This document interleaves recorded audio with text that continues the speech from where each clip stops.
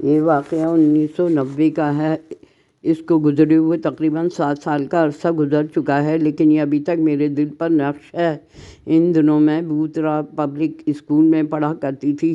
جمعرات کا دن تھا۔ میں نے امی سے ضد کی کہ چھٹی کے دن میں نانی کے گھر رہنے جاؤں گی۔ امی نے میری پڑھائی کے خیال سے منع کر دیا، لیکن میں نے بھی ضد نہ چھوڑی۔ آخرکار ان کو میری ضد کے آگے ہتھیار ڈالنے پڑے اور انہوں نے مجھے شام کو پاپا کے ساتھ نانی کے گھر پہنچا دیا۔ میں چونکہ مغرب کی اذان کے وقت نانی کے گھر پہنچی تھی، اس لیے کچھ دیر تو باتیں ہوتی رہیں، پھر چائے وغیرہ آ گئی۔ کچھ وقفے کے بعد ہم لوگوں نے ڈرامہ وغیرہ دیکھ کر کھانا کھایا۔ چھوٹے ماموں بھی ان دنوں نانی کے ساتھ رہتے تھے، اس لیے انہوں نے میرا بڑا خیال رکھا۔ دیر تک باتیں ہوتی رہیں، پھر وہ بھی سونے چلے گئے۔ میں اس زمانے میں فوج میں نوکری کرتا تھا۔ ملک نیا نیا آزاد ہوا تھا، اس لیے ابھی اتنی ترقی نہیں ہوئی تھی جو آج کل ہمارے ملک میں نظر آتی ہے۔ ہمارے علاقے میں آمد و رفت کے لیے صرف ایک سڑک تھی، جس پر دن میں 2 مرتبہ بس چلا کرتی تھی۔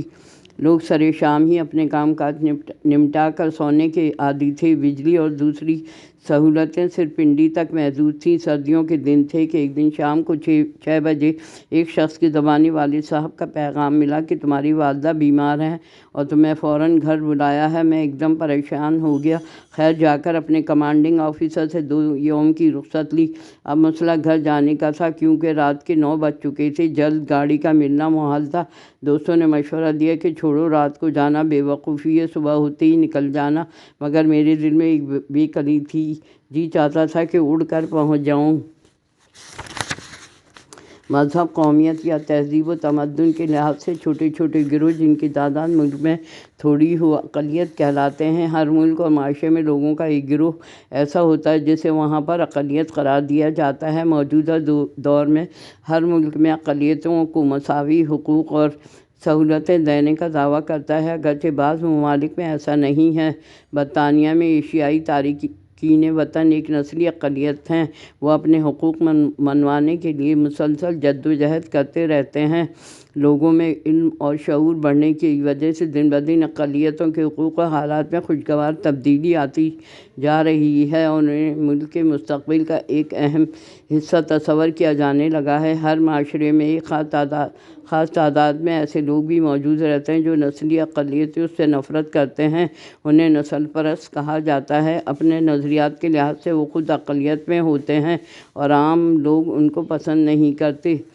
میرے والد محکمہ خوراک میں ملازم ہیں۔ انہوں نے 2 شادیاں کی ہوئی تھیں۔ ہم سب مل جل کر رہتے تھے۔ میری دونوں ماؤں کے باہمی تعلقات نہایت اچھے تھے۔ ایک دوسرے کے رشتہ داروں سے ملنا جلنا رہتا تھا۔ میری منگنی میرے گھر والوں نے قریبی عزیزوں کی ایک خوبصورت اور پڑھی لکھی لڑکی سے طے کر دی تھی۔ وہ شرمیلی اور خاموش طبیعت کی تھی، اس لیے کبھی میرے سامنے نہیں آئی تھی، مگر میں اس منگنی سے بے حد خوش تھا۔ انہی دنوں میری دوسری والدہ کی چھوٹی بہن کی شادی طے ہوئی۔ تقریب میں ہمیں شرکت کی دعوت ملی۔ ہم سب زور و شور سے تیاریاں کر رہے تھے۔ شادی سے 2 روز پہلے نانا جان ہمیں لینے خود تشریف لے آئے۔ ان کے ہمراہ ہم وہاں پہنچے۔ خوب رونق لگی ہوئی تھی۔ ایشیائی والدین کے بارے میں اکثر کہا جاتا ہے کہ وہ اپنے بچوں کے لیے چند مخصوص پیشوں کا انتخاب کرتے ہیں۔ ڈاکٹری، وکالت اور انجینئرنگ وغیرہ جیسے پیشوں کی بہت اہمیت دی جاتی ہے۔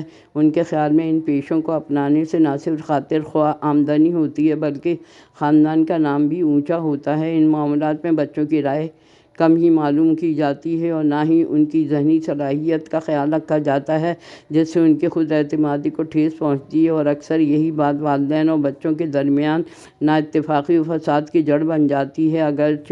اگر یہ بات درست ہے تو ایشیائی والدین کو اپنے رویے پہ نظر ثانی کرنے کی ضرورت ہے، کیونکہ اپنا پسندیدہ پیشہ نہ ملنے کی وجہ سے کئی بچے بے روزگار رہ جاتے ہیں۔ اس طرح معاشرے میں توازن برقرار نہیں رہتا۔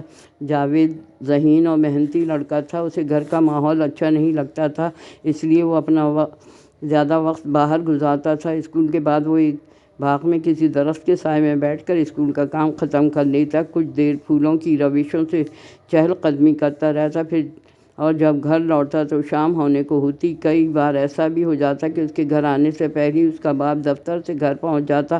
پھر اس کی جواب طلبی ہوتی کہ وہ چھٹی کے بعد کہاں رہا تھا۔